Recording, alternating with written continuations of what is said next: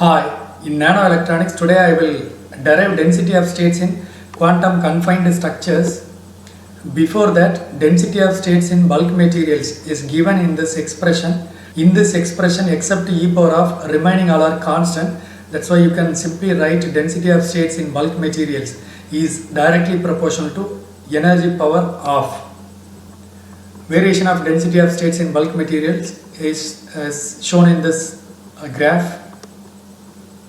So density of states increases with the energy. This is our today task, density of states in quantum confinement. Out of three confinement, first I choose one dimensional quantum confinement. It is also called quantum well. It is a structure in which free electrons are confined in one dimension and they can move freely in other two dimensions. For example, in this sheet I choose thickness is in the order of de Broglie wavelength. As a result, electrons are confined in z-axis and they can move freely in other two dimensions. As electrons have only two-dimensional motion in quantum well, density of states for quantum well can be modified as number of energy states in the energy interval E to E plus dE per unit area of the material. Previously we have per unit volume for bulk material. Since we reduced one of the dimensions, we have area. So it is given in this expression. Now for simple calculation I take Lx Ly is equal to Ly, both length and breadth are same. That's why area becomes L square. So you can replace this area by L square. This is, as we seen in the last session, energy E is equal to n square h square divided by 8m L square. Here I am replacing m by m star. M star is the effective mass, because in the case of crystal, periodic arrangement of ions generate periodic potential in the crystal. When free electrons are moving with the background of periodic potential, in addition with its own inertia, its own mass, it experiences inertia that provided by the periodic potential also. As a result, instead of actual mass, it has some apparent mass, that's called effective mass. For two-dimensional motion, n square is equal to nx square plus ny square. Here I would like to give you very important point. Even though here we use quantum number n, they will not generate discrete energy levels. Since in denominator you have macroscopic value L square, they generate only continuous wave. As a result, in this calculation, density of states in quantum well, we calculate density of states in one subband of quantum well. Rearranging energy equation, you have n square is equal to this one. Differentiated, you will get 2n dn is equal to 8m star L square by h square dE. Now to calculate number of energy levels within given quantum number or energy, I am taking nx along x-axis, ny along y-axis. Then every point in this diagram represent one energy level. Let us consider one quantum number n. To measure number of energy levels within this quantum number, you have to draw one curvature with a radius n. Now number of points within this curvature is equal to the number of energy levels up to this quantum number n. To count the number of points within this curvature, you can take area of this curvature. So based on this diagram, area of curvature of radius n is equal to number of energy levels available up to this quantum number n. Okay, let's say energy corresponding to quantum number is E. Then this area gives number of energy levels up to this given energy E. So anyway, for simple calculation I use circle instead of curvature. So complete this curvature into circle. This particular diagram is called n space. Okay, now based on this n space, you can write number of energy levels up to this E is equal to 1 by 4 times of area of the circle of radius n. because quantum numbers can have only positive values, so only 1 by 4th of the circle is taken for the measurement. So number of levels is equal to this. Likewise, if you choose one more quantum numbers n plus dn, corresponding energy is E plus dE, you can measure number of energy levels available within dE interval is equal to 1 by 4 times of this circle area, outer circle area, minus 1 by 4 times of inner circle area. So that number of energy levels within the interval dE is given in the formula n of E dE is equal to 1 by 4 pi n plus dn square minus pi n square. I expand this one, you can write this as dE, energy gap is taken as very small, corresponding dn also small. As a result, higher orders of dn becomes negligible, so you can neglect dn square and you can cancel plus n square and minus n square in this equation. It is. So after simplification you get this one. In this equation you can replace 2n dn as 8 m star L square by h square d. After substituting this one you will get this. Okay, now I am going to calculate number of available states. It is number of available levels. As per Pauli's exclusion principle, every energy level can have two states corresponding to up and down spins of electrons. So if you multiply 2 with this number of available energy levels, you can calculate number of energy states within this interval. So simply I am multiplying with the 2 and simplify it by cancelling something. You get this one. So further you can substitute H in terms of H cross. After substituting it you can cancel something in numerator and denominator.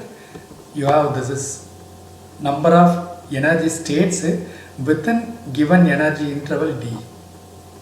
From the definition you can write density of states is equal to number of available energy states within this interval per area. So area is L square. You can substitute number of states from previous one. After substituting you can cancel L square. So this is density of states. If you measure number of states per unit energy interval, you can write this one. Density of states for unit energy interval is equal to m star by pi h cross square. From this equation we conclude that density of states in quantum bell is independent of energy because there is no any energy term. Remember that we measured only density of states in one subband. Okay, it can apply to next subbands also, next followed subbands also. So anyway, up to this lower edge of subband you don't have any energy, so that density of state is equal to 0 up to this lowermost energy of first subband, like. So this particular energy represent lowermost energy. So once you enter into the subband, energy state becomes constant value which is equal to m star pi h cross y, like. So this height of this line is m star pi h cross y.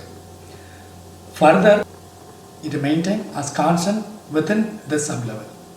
Further, if you enter into next sublevel, you have same amount of jump,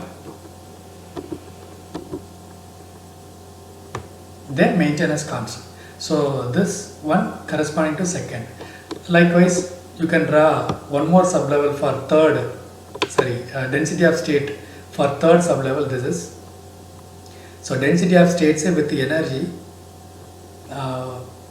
diagram shows step-like variation. So this region corresponding to one subband, it is constant as per our equation. Now density of states in quantum wire. Since you reduced one more dimension, density of states in quantum wire can be defined as number of energy states in the energy interval E to E plus D per unit length.